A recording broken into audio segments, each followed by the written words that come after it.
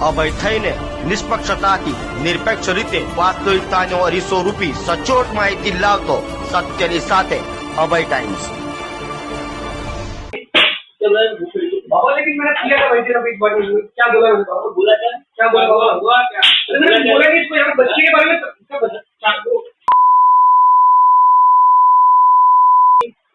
बाबा यार तो कुछ बोला ही नहीं कुछ नहीं बोला भाई भगवान ने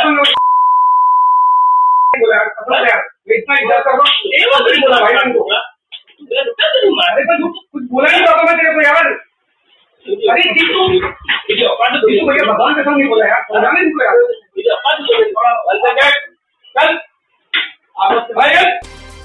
સુરતમાં ફરી એક ડોક્ટર પર હુમલો કરાયો હોવાનું સામે આવ્યું છે। ડોક્ટરની ચેમ્બરમાં ઘૂસી માથાભારે ઈસમે લાફો માર્યો હોવાની ઘટના સીસીટીવીમાં કેદ થઈ છે।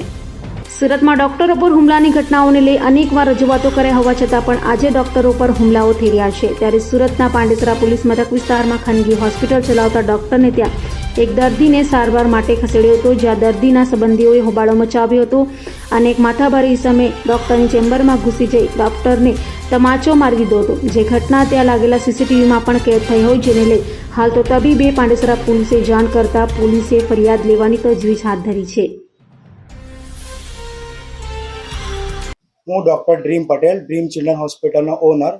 ગઈકાલે જે ઘટના બની એમાં એવું થયું હતું કે એક પેશન્ટ રુદ્ર કરીને 2 થી 3 વર્ષનો છોકરો ઘરે ઉંદર મારવાની દવા ખાઈને અહીં આવ્યો હતો।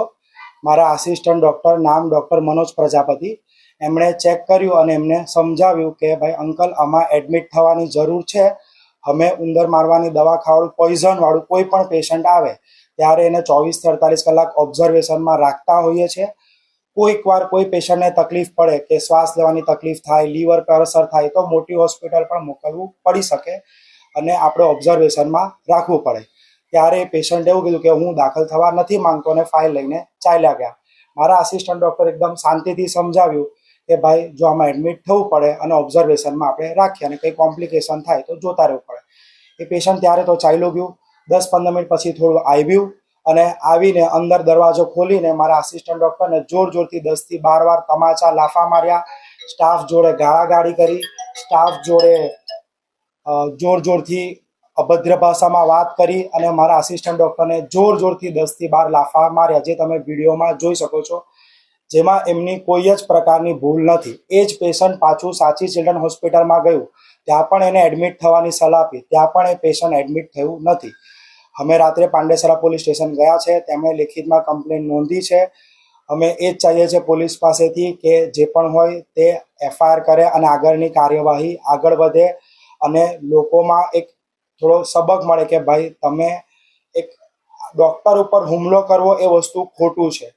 એમણે શાંતિથી સમજાવ્યું કે ભાઈ દાખલ થવું પડે, તમારે નહીં દાખલ થવું તો અમે બીજી જગ્યાએ ફાઇલ બતાવી દો। એમને કોઈ ફોર્સ નથી કર્યો કે ભાઈ દાખલ થાવ જ, એમણે શાંતિથી સમજાવ્યું કે ભાઈ દાખલ થઈ જાવ તો સારું ને આપણે ઓબ્ઝર્વેશનમાં રાખવું પડે, જે દરેક ડૉક્ટરની ફરજ છે સમજાવવાની।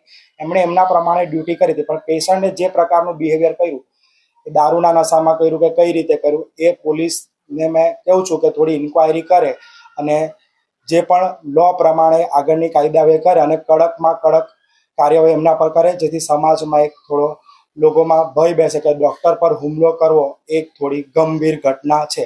અમે તમારા માટે બેઠીએ છીએ। એક ડૉક્ટર બનતો હોય છે કેટલી મહેનત પછી બનતો હોય છે અને પોતાની બધી કુરબાની આપીએ છીએ। તમે સન્ડે મજા કરો છો, અમે સન્ડે હોઈએ છીએ તમારા આપીએ છીએ, તમને શાંતિથી સમજાવે છે, બધું કરીએ છીએ, તેમ છતાં તમારે હુમલો કરવો એ વસ્તુની મેં નિંદા કરું છું અને હું એ જ ચાહું છું કે પોલીસ આગળની જે પણ કાર્યવાહી હોય તે નિયમ પ્રમાણે કરે।